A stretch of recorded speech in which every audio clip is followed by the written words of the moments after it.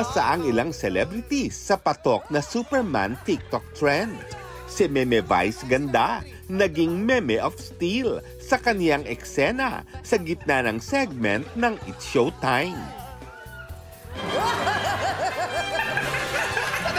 G na sumalo kay Meme Vice si Bong Navarro at Darren Espanto. Wala mang music, success pa rin naman sa Superman pose.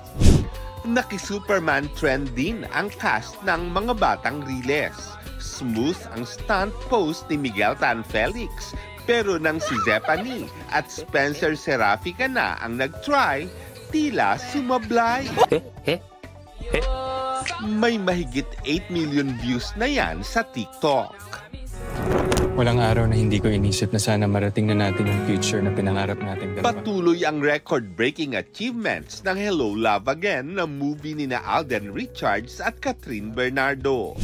In just 7 days, pumalo na sa $1.4 million o mahigit 82 million pesos ang kinita niyan sa box office sa UAE, Qatar, Saudi Arabia at Oman. Hello Love Again na ang highest-grossing Pinoy film sa Middle East. Dagdag sa listahan ng achievements nila roon. Bago pa yan, highest-paid grossing Filipino movie na rin ang Hello Love Again sa Australia.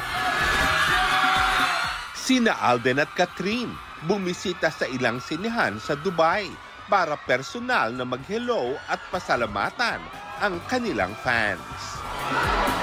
Or Santiago nagbabalita para sa GMA Integrated News.